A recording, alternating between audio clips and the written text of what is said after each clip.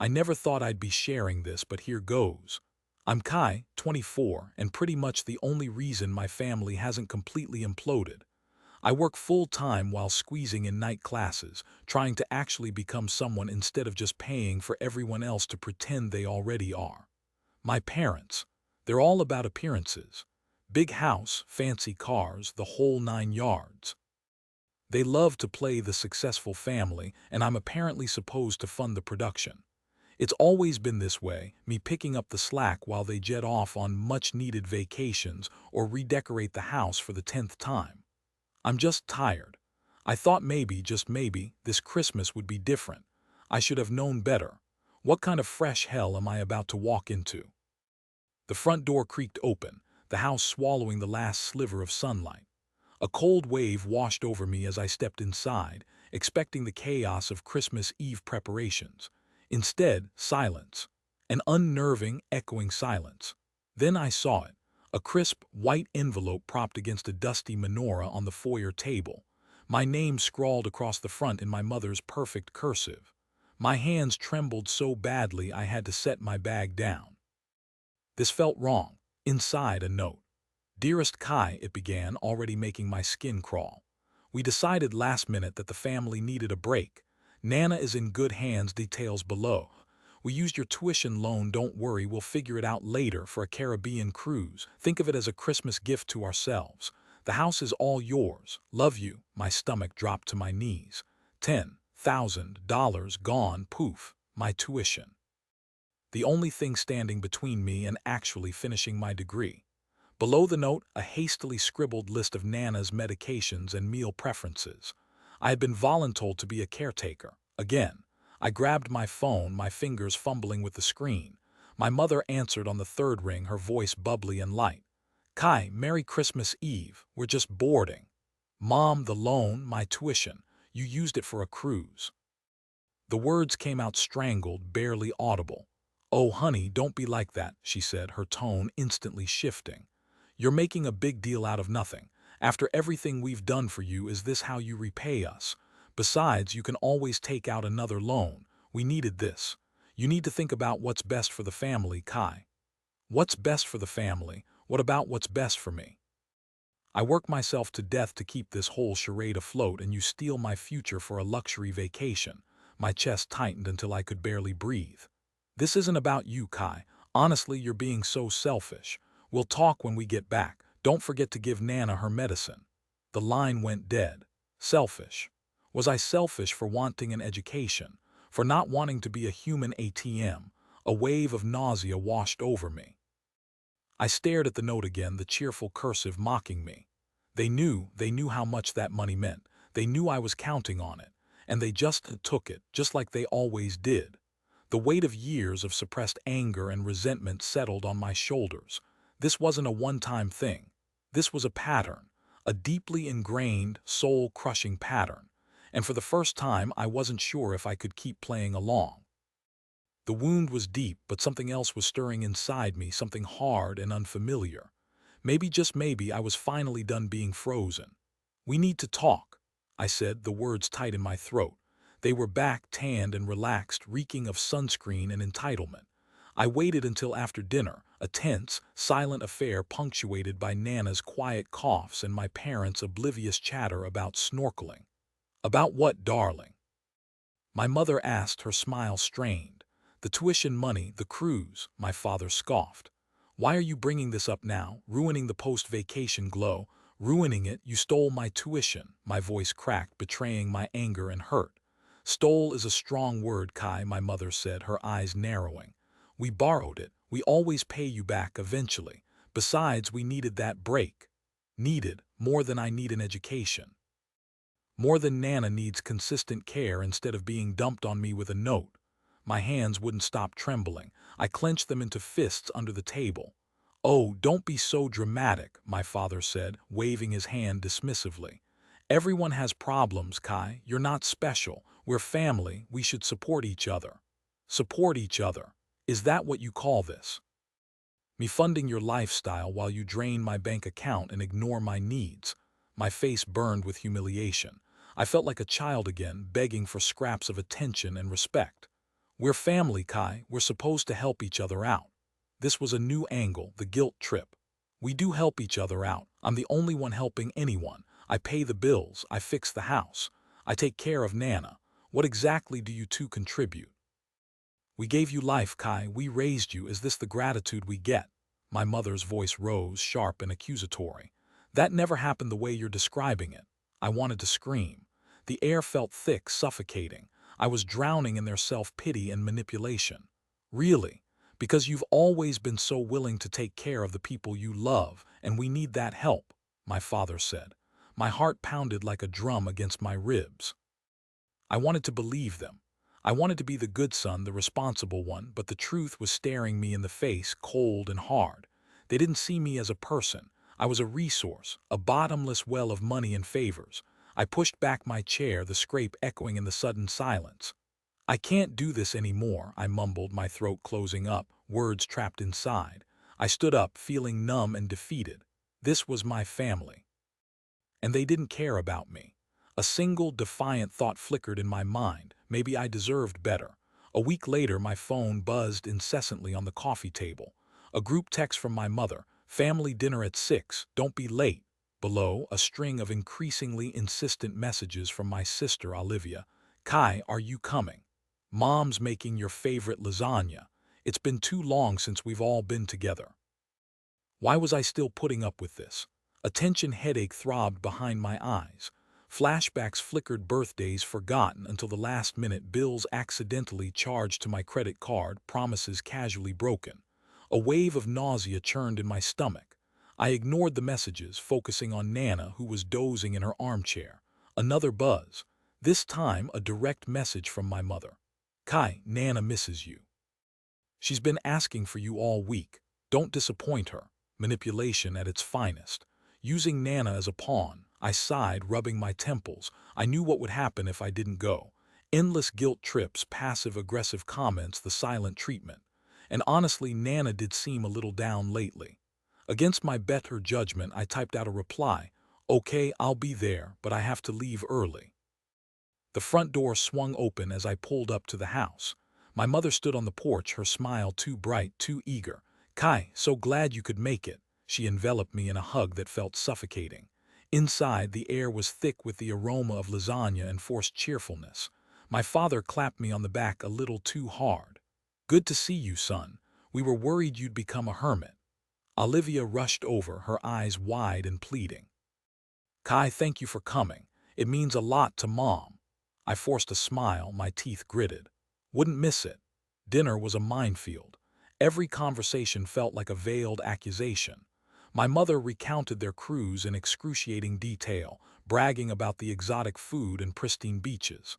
My father chimed in with anecdotes about their adventures, conveniently omitting any mention of the fact that they had stolen my tuition. Remember that time we all went to Disney World, Kai? My mother asked, her voice dripping with sentimentality.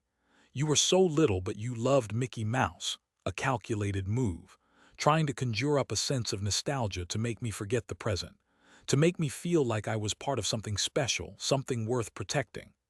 Yeah, I remember, I said flatly, stabbing a piece of lasagna with my fork.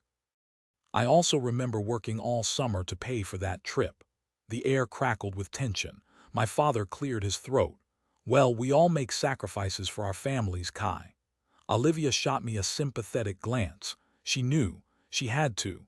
Speaking of sacrifices, my mother said, her tone shifting slightly, we were thinking about redoing the kitchen. It's looking a little dated, don't you think?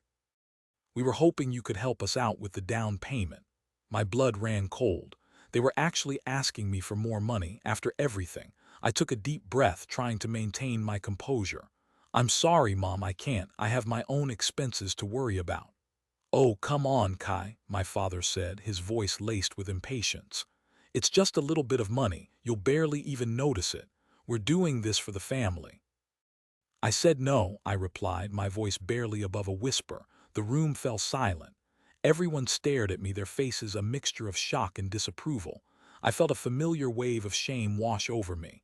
Was I being unreasonable? Was I being selfish? Nana coughed, breaking the silence. Kai works very hard, she said, her voice raspy but firm. He needs to save his money. My mother glared at Nana, then turned back to me, her smile brittle. Well, we'll see. Maybe we can figure something else out. I pushed back my chair. It's getting late. I need to get going. But you just got here, Olivia protested. I have a lot of work to do, I said, avoiding her gaze. My mother followed me to the door, her hand resting on my arm. Don't be a stranger, Kai, she said, her voice soft but laced with a subtle threat. Family is all we have. As I walked to my car, I knew I couldn't keep living like this. I was trapped in a cycle of obligation and resentment, and it was slowly killing me. I had to find a way to break free. Before I got in my car, I said, "Oh, and Mom, Nana said she wants you to bring over the photo albums from when she was little. She can't seem to find them." A small request, a tiny act of defiance, but it was a start. I was setting a boundary. And for the first time in a long time, I felt a flicker of hope. I couldn't shake the feeling that I was drowning. The family dinner had been a masterclass in manipulation, and I left feeling more drained than ever. A few days later, I found myself sitting across from Ben, a friend I'd known since high school. He was one of the few people who'd witnessed my family's tendencies firsthand. He'd seen the barely concealed eye rolls when my parents talked about my generosity, the way they always seemed to conveniently forget their wallets when we went out together. I started hesitantly, stirring my coffee. "So, things are complicated at home." Ben raised an eyebrow. "Complicated how?" "More complicated than the time your mom tried to return a half-eaten cake to the bakery." I chuckled weakly. "Yeah, worse than the cake incident." "Remember that tuition loan I told you about?" Ben nodded, his expression becoming more serious. "The one you were so excited about, finally getting some breathing room." "Yeah, well, they used it." "Used it how?" I took a deep breath, trying to minimize the damage. "They borrowed it for a family cruise." Ben stared at me, his jaw slack. "Wait, they what?" "They used your tuition money you need to, actually finish school for a freaking cruise." I nodded miserably. "Caribbean, apparently, first class all the way." "Kai, that's insane. That's actually not normal family behavior." Ben's voice was laced with disbelief. I shrugged, trying to play it cool. "It's fine. They said they'd pay me back eventually." "Eventually? When?" "After they redecorate the living room again." "Kai, you've been saying that for years. They're never going to pay you back." Ben leaned forward, his eyes filled with concern. "And Nana, what about her?" "They left her with me. A note and a list of medications. Merry Christmas." My voice cracked despite my best efforts. Ben's face darkened. "They left your grandmother, their mother, alone over Christmas so they could go on a cruise." "Kai, you realize that's manipulative, right? They know you'll always step up. They're counting on it." I looked down at my hands, tracing the rim of my coffee cup. I know, it's just family." "If anyone else treated you that way, would you accept it?" Ben asked, his voice gentle but firm. "If a coworker stole $10,000 from you, would you just shrug it off because they're family?" The question hit me like a punch to the gut. "Of course not. I'd be furious. I'd call the police. So why was I letting my family get away with this?" "They guilt-tripped me," I mumbled. "Said I was being selfish." "Selfish? For wanting an education, for not wanting to be a human doormat." Ben's voice rose in indignation. "You deserve to be treated with basic respect, Kai. You deserve to have your needs met. You deserve to have a family that supports you, not leeches off you." His words hung in the air, heavy with truth. It was like a dam had broken inside me. Years of suppressed anger, resentment, and self-doubt came flooding to the surface. I looked up at Ben, my eyes stinging with tears. "I'm so tired," I whispered. "I'm so tired of always being the responsible one, the one who fixes everything, the one who pays for everything. I'm tired of being taken advantage of." Ben reached across the table and squeezed my hand. "I know you are, and you don't have to be anymore." "But what can I do?" I asked, my voice filled with despair. "They're my family. I can't just cut them out of my life." "Maybe not entirely," Ben said thoughtfully. "But you can set boundaries. You can say no. You can start prioritizing your own needs for once. And maybe, just maybe, they'll start to realize that they can't keep treating you like this." As I listened to Ben, something shifted inside me. The fog of guilt and obligation began to dissipate, replaced by a glimmer of clarity. I realized that I had been so busy trying to keep my family happy that I had completely neglected my own well-being. I had allowed them to define my worth, to dictate my choices, to drain my resources. And it was time to stop. I took a deep breath, feeling a surge of determination coursing through my veins. "You're right," I said, my voice stronger now.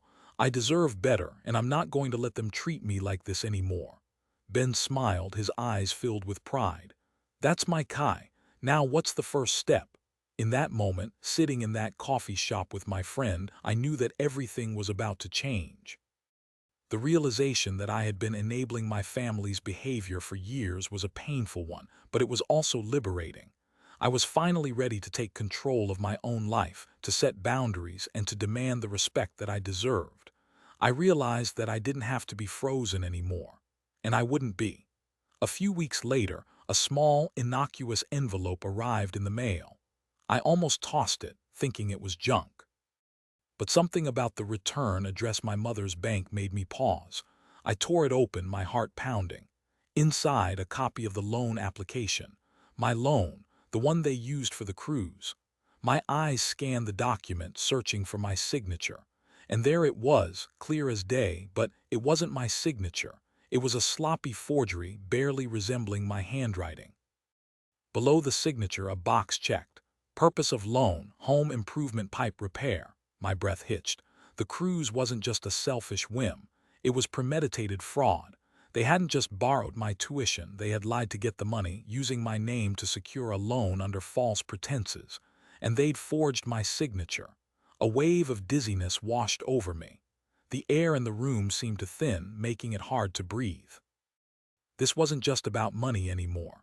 This was about trust, about family, about basic human decency, and they had violated it all. A strange calm settled over me. The anger, the resentment, the self-doubt, it all coalesced into a cold, hard ball of resolve. It was as if a switch had flipped inside me. No more tears, no more pleading, no more trying to reason with the unreasonable. Something snapped. I stood up straighter, my shoulders back, my head held high. The hunched, defeated posture I'd worn for so long seemed to melt away. My hands, which had been trembling moments before, were now steady, purposeful. My internal monologue shifted. No more maybe I should, or what if they. Now it was I will. A quiet strength replaced the anxiety that had been consuming me. I saw their faces, the faces of my parents, and now a calmness washed over me. A calmness that said, "I'm done." My voice, when I spoke, was low and steady, devoid of emotion, not a tremble in it. "This ends now." They had crossed a line I didn't even know existed until this moment. They thought they could get away with anything. They thought I would always be their safety net, their ATM, their punching bag. They were wrong, so wrong. I picked up my phone. My fingers, usually clumsy with anxiety, moved with newfound precision. I dialed Ben's number. "I need a lawyer." No more discussions, no more compromises, no more excuses. I was done. The decision was made. It was time to protect myself and Nana. It was time to fight back. This was war. The lawyer's advice echoed in Kai's head. Document everything. Every transaction, every conversation. Build a case they can't deny. He spent the next few days meticulously gathering evidence. Screenshots of bank statements, emails hinting at the cruise plans, even a recording of a recent phone call where his mother casually mentioned using his loan money. A spreadsheet detailed every financial contribution he'd made to the family over the past 5 years. It was damning. Then came the legal guardianship papers for Nana. Filling them out felt surreal, like signing away the last vestiges of his old life. But it was necessary. He had to protect her. He contacted a locksmith, arranging for the locks to be changed the day after his parents returned. He secured a post office box, a secure place for important documents beyond their reach. His mind raced. What if they denied the forgery? What if they turned Nana against him? He researched elder abuse laws, familiarizing himself with his rights and Nana's. He even skimmed articles on manipulative personality types, bracing himself for their inevitable attempts to gaslight him. He needed to be ready. Olivia called that evening, her voice hesitant. "Kai, are you okay? Mom and Dad are worried." "Worried about what, Olivia?" "About you. You've been distant, and Nana said something about legal papers. He hesitated. Should he trust her? He began. They forged my signature on the loan for a pipe repair. It was for the cruise. Oh my God, Olivia said. They took my money. They left Nana. They lied. I am so sorry, Kai, she whispered. I had no idea. I'm planning to confront them when they get back. I'm ready to protect Nana and myself. She asked, what can I do? Be there, just be there. Sleep was a luxury he couldn't afford. He rehearsed the confrontation in his mind, anticipating their reactions, crafting his responses. He practiced staying calm, projecting confidence, refusing to be drawn into their emotional traps. The day arrived cold and gray. He chose his clothes carefully, dark jeans, a simple black sweater. He wanted to look strong, composed. No signs of weakness. He called Ben, his voice tight. It's today. You got this, Kai, Ben said. Remember what we talked about. Stick to the facts. Don't let them distract you. He took a shower, letting the hot water soothe his tense muscles. He meditated, focusing on his breath, grounding himself in the present. He ate a light breakfast, forcing down each bite. His internal monologue swirled with anxiety. What if he failed? What if he couldn't go through with it? What if he lost his family forever? No, he corrected himself. They lost him. He wasn't the one who betrayed their trust, who lied and manipulated. He had to protect Nana. He had to protect himself. He deserved a life free from their control. Olivia arrived, her face pale. I brought coffee, she said, handing him a cup. And this. She gave him a small, smooth stone. Nana wanted you to have it. She said it will bring you strength.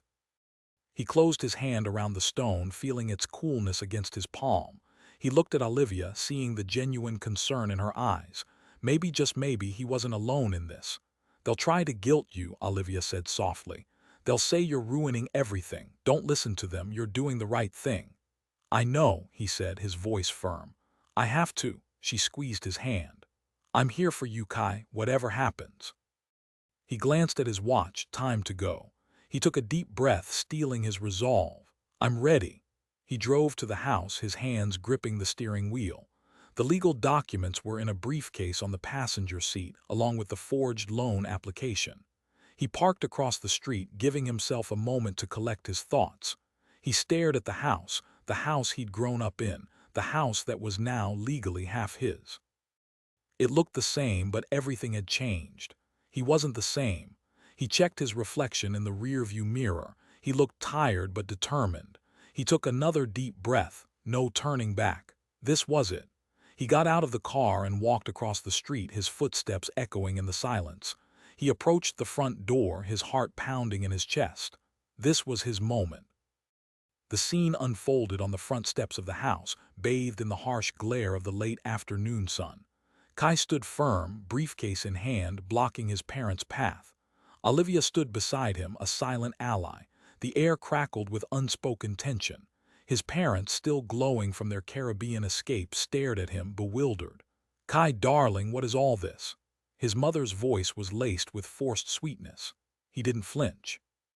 This ends now. His voice was flat, devoid of emotion. His father scoffed. Ends? What are you talking about, son? We just got back. Where's Nana? Kai held up a hand, stopping them in their tracks.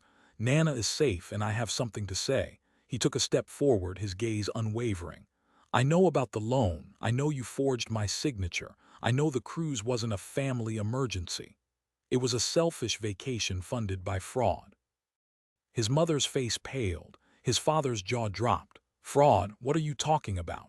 His mother's voice was shrill, the sweetness gone. Kai opened the briefcase and pulled out the loan application, the forged signature clearly visible. He handed it to his mother. This is fraud, plain and simple. Olivia gasped, stepping back. Mom, Dad, what is this? His father grabbed the document, his face turning red. This is ridiculous, Kai. You're making things up. This is our house. Not entirely, Kai said, his voice still calm. He pulled out another document, the deed to the house, with his name clearly listed as a joint owner. Nana added my name to the deed years ago. His mother's eyes widened, her face contorted with rage. That old woman, she had no right. She had every right, Kai said, his voice rising slightly. And she saw what you were doing. She saw how you were using me. His father stepped forward, his face inches from Kai's. You're going to regret this, Kai. We're your parents. We brought you into this world.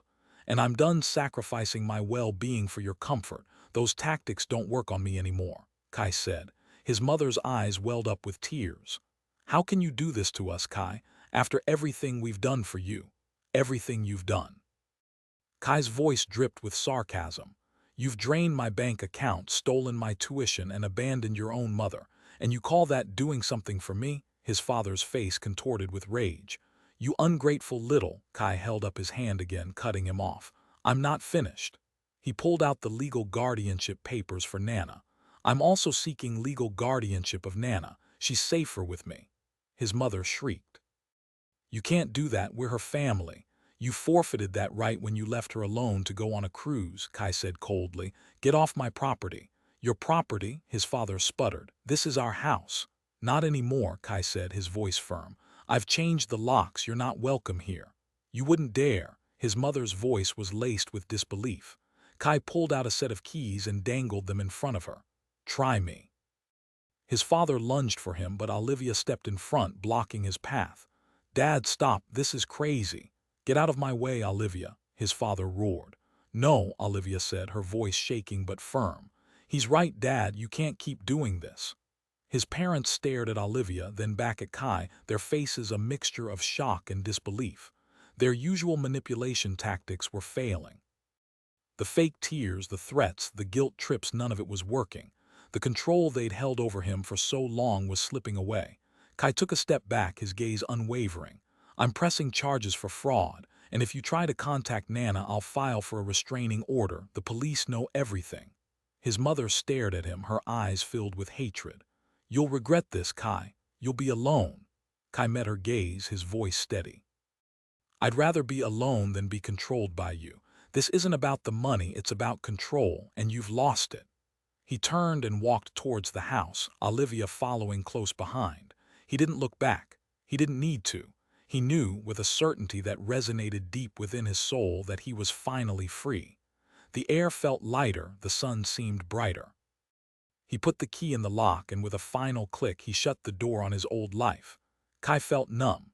Physically, his body thrummed with adrenaline, every muscle tense. Emotionally, he was a blank slate. Relief warred with guilt, anger with a strange sense of liberation. He leaned against the closed door, the wood cool against his back. Olivia stood beside him, her hand hovering uncertainly near his arm.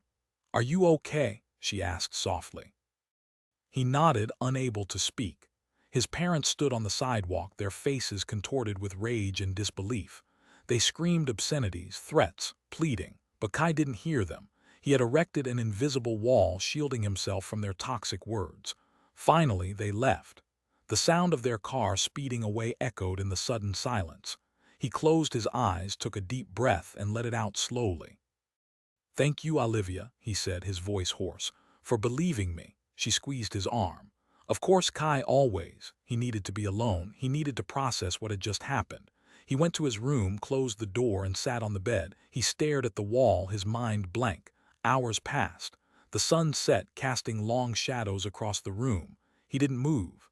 Eventually, Nana shuffled in, her face etched with concern. She sat beside him on the bed and took his hand. You did the right thing, Kai, she said, her voice raspy but firm. Don't ever doubt that. He looked at her, his eyes filled with tears. I don't know what to do now. You live, she said simply. You live your life for yourself. He hugged her tightly, burying his face in her soft hair. I don't know what I'd do without you, Nana. 6 weeks had passed since that day. The initial chaos had subsided, replaced by a fragile sense of normalcy. The lawsuit against his mother was progressing, though slowly. His parents had made several attempts to contact him, through intermediaries, through guilt-ridden voicemails, even through a bizarrely formal letter from a lawyer threatening a countersuit. He ignored them all. Olivia had become an invaluable ally. She visited Nana every day, helping with meals and medications. She even started attending therapy, trying to understand her parents' behavior and her own role in enabling it. The extended family was a mixed bag. Some relatives sided with his parents, accusing him of being ungrateful and disrespectful. Others offered cautious support, praising his courage and expressing their own long-held reservations about his parents. An aunt he hadn't spoken to in years sent a heartfelt letter, detailing her own experiences with his parents' manipulation and offering financial assistance for his tuition. He cried when he read it. He still had moments of doubt, moments when he questioned his decisions, moments when he missed the illusion of family unity. But then he looked at Nana, her face peaceful and content, and he knew he had done the right thing. The biggest challenge was the financial strain. Paying for Nana's care, the legal fees, and his own living expenses was a constant struggle. He picked up extra shifts at work, sacrificing sleep and free time, but he was determined to make it work. The positive developments, however, outweighed the challenges. He felt a newfound sense of peace, a lightness he hadn't experienced in years.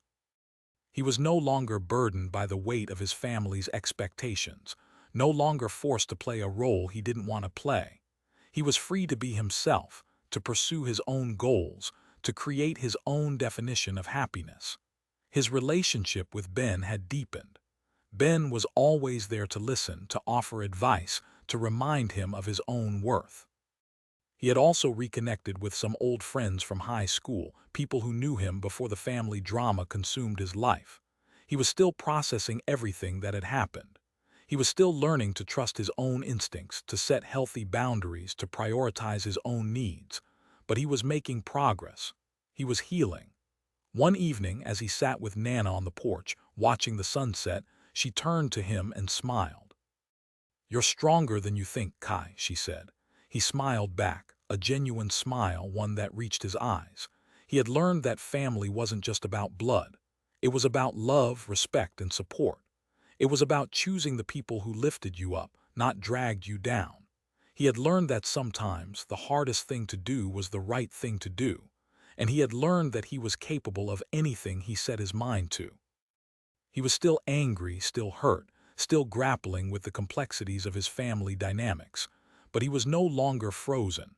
He was moving forward towards a brighter, more authentic future. Before, I was trapped in a cycle of obligation. I was unhappy and felt like I was living someone else's life. Now, I have a new sense of agency and peace. Is there a way to reconcile with family members who recognize their past wrongdoings and want to rebuild? Is it ever possible to forgive completely, or is a cautious distance always necessary to protect myself and Nana from repeating past patterns? Has anyone else ever had to deal with this?